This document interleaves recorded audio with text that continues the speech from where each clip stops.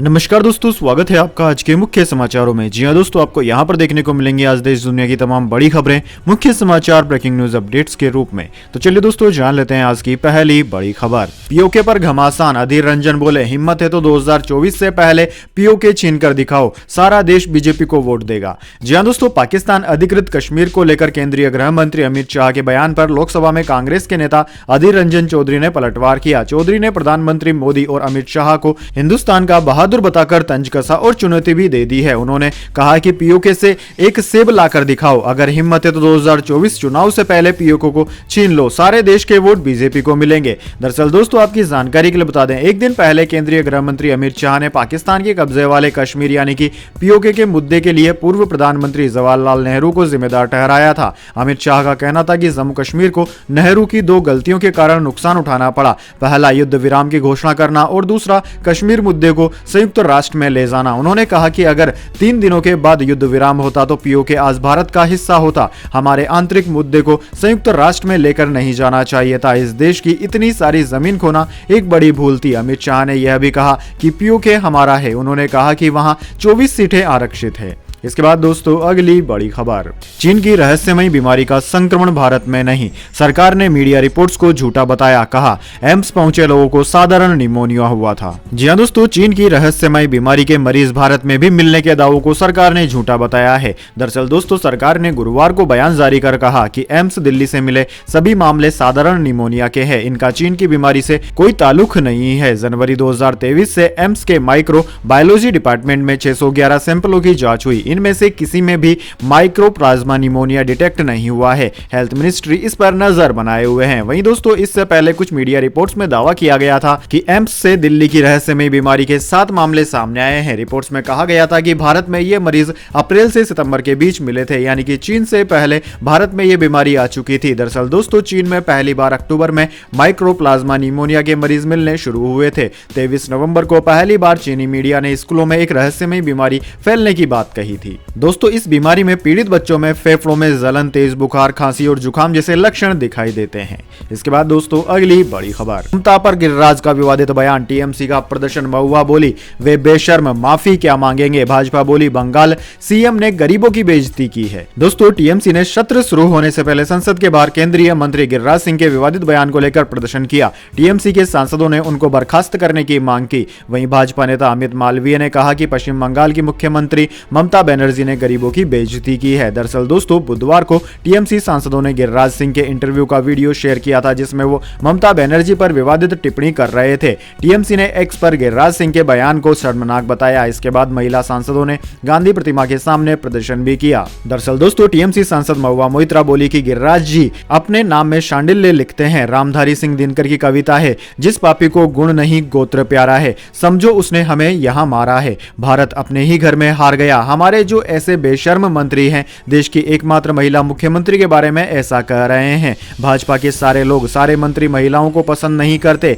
एक महिला जो बिना किसी पुरुष का सहारा लिए यहां पहुंची है, ये लोग इस बात को हजम नहीं कर पा रहे हैं। इसके बाद दोस्तों, जान लेते हैं अगली बड़ी अपडेट। सीएम अरविंद केजरीवाल का बड़ा फैसला, दिल्ली जल बोर्ड के केग ऑडिट का आदेश दिया। जी हां दोस्तों, दिल्ली के मुख्यमंत्री अरविंद केजरीवाल ने बड़ा आदेश दिया है। इसमें दिल्ली जल बोर्ड का केग ऑडिट करवाने का ऑर्डर जारी किया गया है। अब केजरीवाल सरकार पिछले 15 साल का सीएजी ऑडिट कराएगी। यह आदेश देते हुए सीएम केजरीवाल ने कहा कि किसी भी कीमत पर भ्रष्टाचार बर्दाश्त नहीं किया जाएगा। दरअसल दोस्तों, आपकी जानकारी के लिए बता दें, बीते कुछ महीनों से भारतीय जनता पार्टी और आम आदमी पार्टी दिल्ली जल बोर्ड को लेकर आमने सामने है। दोनों दिल्ली जल बोर्ड में कथित अनियमितताओं की बात कर रही है। बीजेपी ने आरोप लगाया है कि डीजीबी में घोटाले हो रहे हैं। यहां सीवरेज ट्रीटमेंट प्लांट के अपग्रेडेशन के नाम पर फर्जी टेंडर देने का आरोप है। इसके बाद दोस्तों, अगली बड़ी अपडेट। नवाब मलिक को लेकर दोनों डिप्टी सीएम में हुई तकरार, देवेंद्र फडणवीस ने अजीत पवार को पत्र लिख जताया एतराज।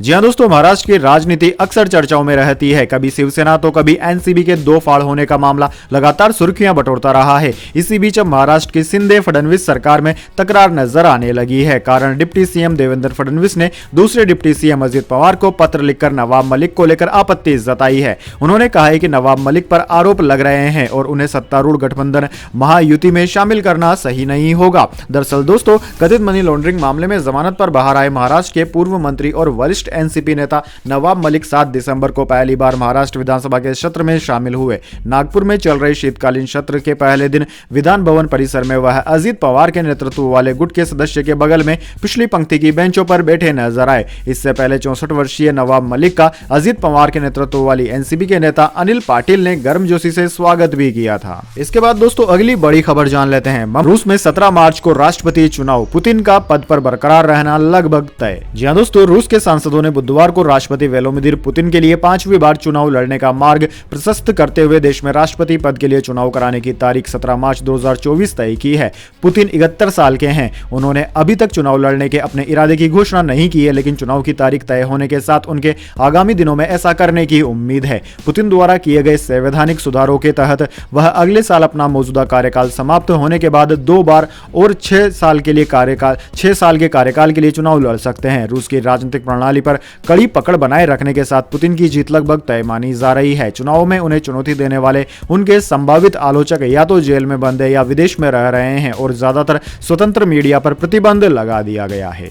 इसके बाद दोस्तों अगली बड़ी खबर, तेलंगाना में कांग्रेस की 6 गारंटी पर सीएम रेड्डी की मोहर। महिलाओं किसानों को कैश मदद, 200 यूनिट फ्री बिजली, बेघरों को जमीन देगी सरकार। जी हां दोस्तों, कांग्रेस नेता रेवंत रेड्डी ने 7 सितंबर को तेलंगाना के मुख्यमंत्री पद की शपथ ली। भट्टी विक्रमार्क डिप्टी सीएम बनाए गए। उनके साथ 11 मंत्रियों ने भी शपथ ली। शपथ ग्रहण कार्यक्रम एलबी स्टेडियम में हुआ। इसमें सोनिया गांधी, राहुल, प्रियंका गांधी वाड्रा और कांग्रेस अध्यक्ष मल्लिकार्जुन खड़गे भी शामिल हुए। दोस्तों, रेवंत ने शपथ लेने के तुरंत बाद 2 फाइलों पर दस्तखत कर दिए। पहली फाइल चुनाव से पहले कांग्रेस की तरफ से दी गई 6 गारंटियों की थी। दूसरी फाइल में एक दिव्यांग महिला को नौकरी देने का वादा किया गया था। इसके अलावा उन्होंने मुख्यमंत्री कार्यालय प्रगति भवन के बाहर लगी फेंस को हटवा दिया, जिसकी वजह से कई साल से लोगों को ट्रैफिक जाम की परेशानी हो रही थी।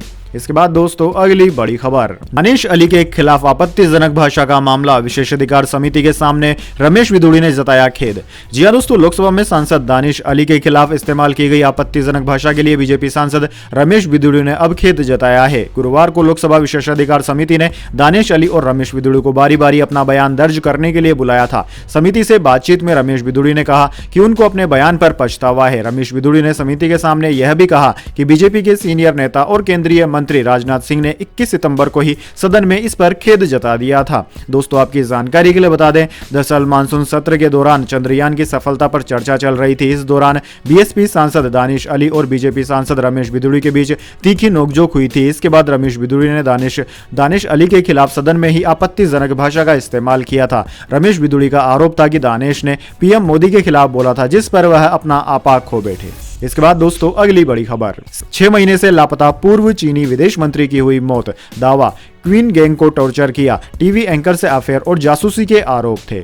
जी हां दोस्तों, 6 महीने से लापता चीन के पूर्व विदेश मंत्री क्वीन गैंग की मौत की खबर है। यह दावा अमेरिकी मीडिया हाउस पॉलिटिको ने किया है। रिपोर्ट में क्वीन की मौत की वजह आत्महत्या या टॉर्चर बताई गई है। पॉलिटिको ने चीन के 2 अधिकारियों के हवाले से अपनी रिपोर्ट में बताया कि क्वीन की जुलाई में ही बीजिंग के एक मिलिट्री अस्पताल में ही मौत हो गई थी। इस अस्पताल में चीन के टॉप लीडर्स का इलाज किया जाता है। दरअसल दोस्तों, शी जिनपिंग के करीबी रहे क्वीन को इसी साल जुलाई में विदेश मंत्री के पद से हटा दिया गया था। उन पर जासूसी करने का भी आरोप लगा था। इस मामले में अब तक जांच की जा रही है।